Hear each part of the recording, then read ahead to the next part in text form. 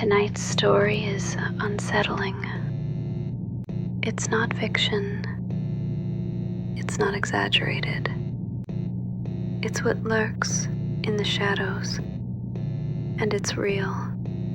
Some details may disturb sensitive listeners.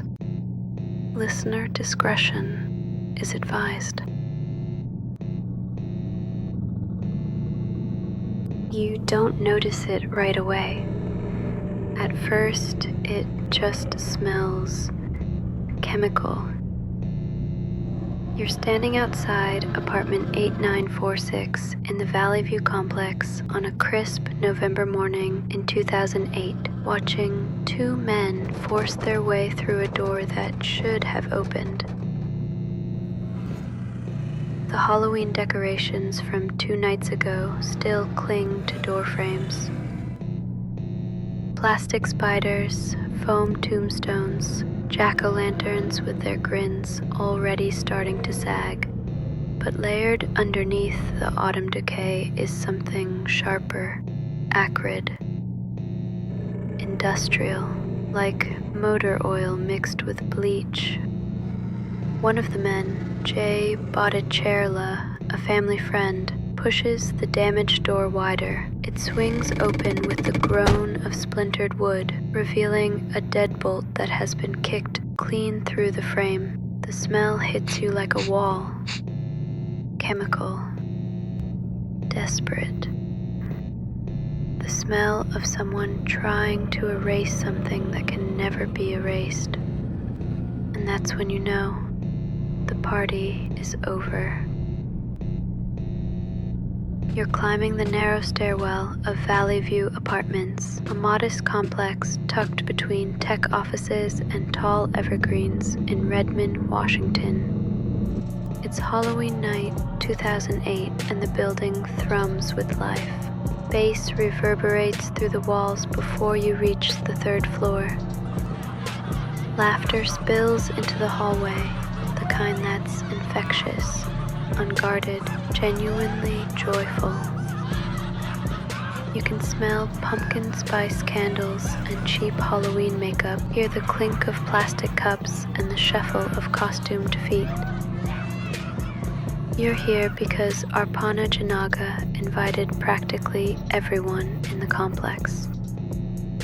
She's 24, a software engineer from India who's been in Redmond for just 8 months. The kind of person who organizes neighborhood potlucks, who remembers your name after meeting you once, who turns a building full of strangers into something resembling a community.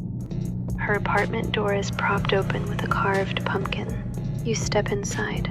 The space is small, 1 bedroom, galley kitchen, low ceilings.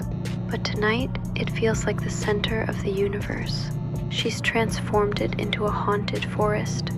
Orange lights strung across doorways, plastic skulls grinning from corners, fake cobwebs draped over furniture. More than 24 people flow between this apartment and 3 others, creating a multi-room carnival of costumes and conversation. You spot Arpana immediately. She's dressed as Little Red Riding Hood, red cape, wicker basket, that knowing smile that suggests she's in on some cosmic joke. She moves through the crowd like a conductor, orchestrating joy, making introductions, ensuring the shy neighbor gets included, that the new guy feels welcome. It feels safe here, warm, like the kind of night you'll remember fondly for years. But as the evening wears on, you start noticing things. The hallways are narrow, the apartments close together. And even as people filter in and out, neighbors, friends of friends, you realize how easy it would be for someone to slip away unnoticed, to disappear into one of these identical units and never be missed until it's too late. It's after 3 a.m. The party has mostly moved to a 1st floor apartment. The crowd has thinned. Most people have either gone home or settled into quieter conversations over the dregs of shared drinks. You watch Arpana say her goodnights. She's still smiling, still gracious, even though you can see the exhaustion creeping in around her eyes. She's been the perfect hostess for hours, making sure everyone feels included, cleaning up spills, keeping conversations flowing. She climbs the stairs to her third-floor apartment one last time. The last person to see her alive will later tell police they spotted a tall man with olive skin speaking with her in her doorway. A brief conversation, a casual goodnight. Her door closing with the soft click of someone settling in for sleep. But Arpana Jinaga will never wake up. Between 3 a.m. and 8 a.m. on November 1st, someone entered Arpana's apartment.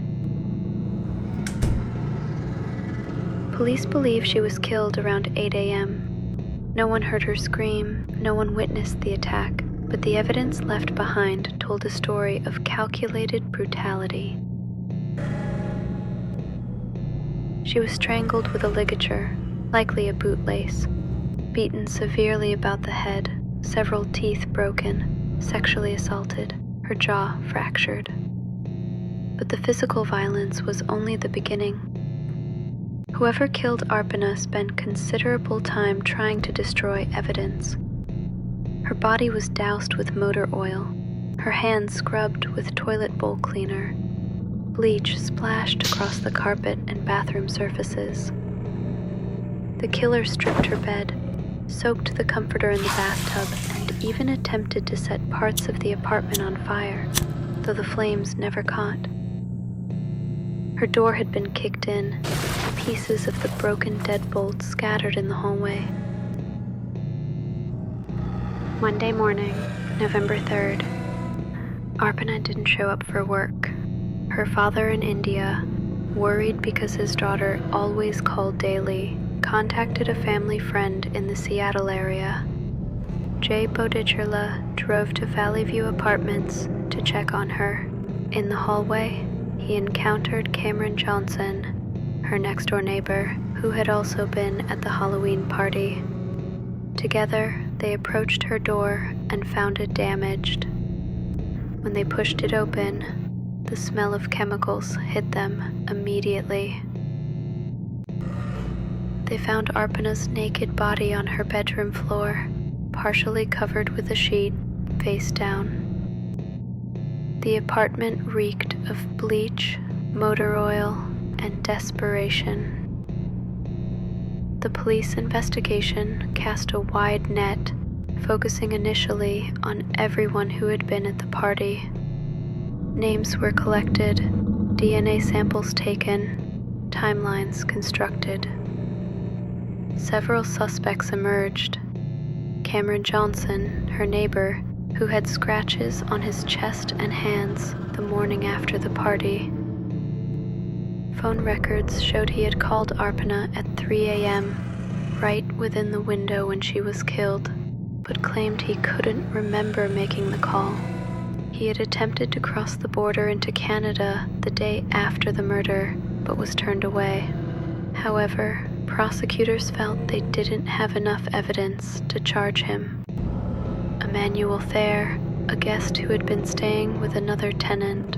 Thayer had a criminal history, including sex offenses. DNA analysis would later link trace amounts of his genetic material to duct tape used to gag Arpana and to a red robe found in a dumpster. In October 2010, nearly 2 years after the murder, Emmanuel Thayer was charged with first-degree murder. Thayer's case dragged through the courts for nearly 11 years. The first trial in 2017 ended in a hung jury. In 2019, at his second trial, Thayer was found not guilty. The jury's verdict didn't necessarily reflect belief in his innocence. Rather, it reflected reasonable doubt. DNA from 3 different men had been found at the crime scene, but only Thayer was charged. Questions lingered about other suspects, a about the thoroughness of the investigation, about racial bias in prosecutorial decisions. After nearly 9 years in jail without a conviction, Emmanuel Fair walked free in June 2019, and Arpana's killer remained unnamed. Here's where the story becomes a masterclass in how evil hides in plain sight. Picture that Halloween party, 30+ people flowing between apartments, laughing, drinking, wearing masks, both literal and metaphorical. Strangers mixing with neighbors, friends bringing friends, everyone loosened by alcohol and anonymity. The perfect hunting ground. Arpana was generous, trusting, inclusive. She opened her door to everyone. She made people feel welcome, safe, valued. These were her greatest strengths as a human being, and they made her the perfect victim. Now, put yourself back in that hallway. You're leaving the party around 3 a.m. Maybe you're tired, maybe you're drunk, maybe you just want to get home. You pass Arpana's apartment and see her in the doorway, saying goodnight to someone. A tall man, olive-skinned, someone you might have seen earlier in the evening. You think nothing of it. Why would you?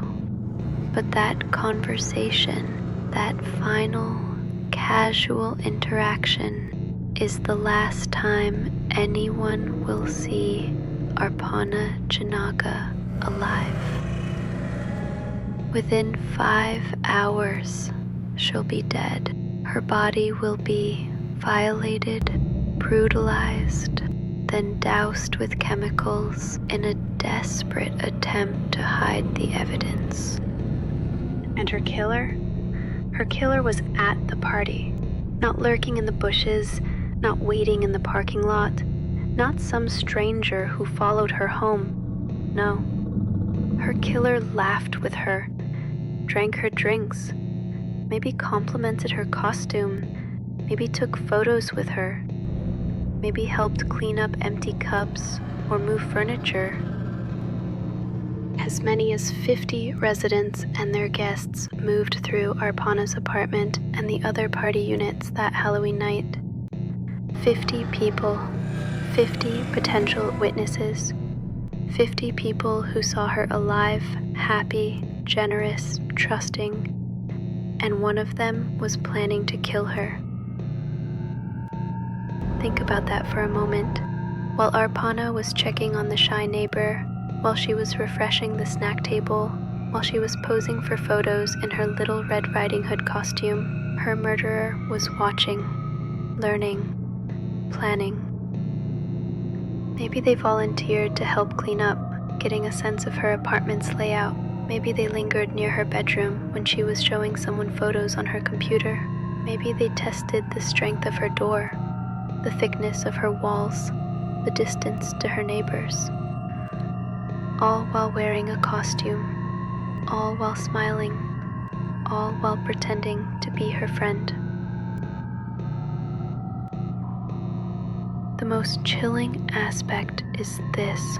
The last person to see Arpana alive was an eyewitness who recalled seeing her speaking with a tall, olive-skinned man in her doorway around 3 a.m.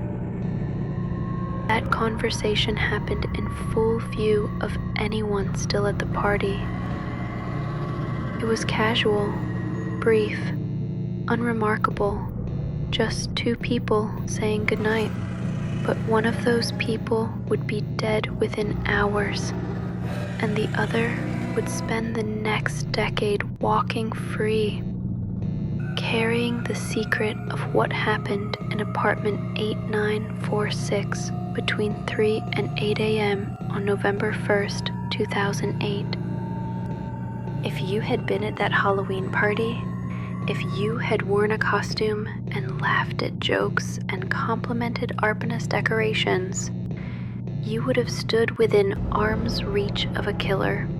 You might have clinked glasses with them. You might have taken photos with them. You might have thanked them for coming. And you would never have known. Because evil doesn't announce itself with dramatic music and theatrical lighting.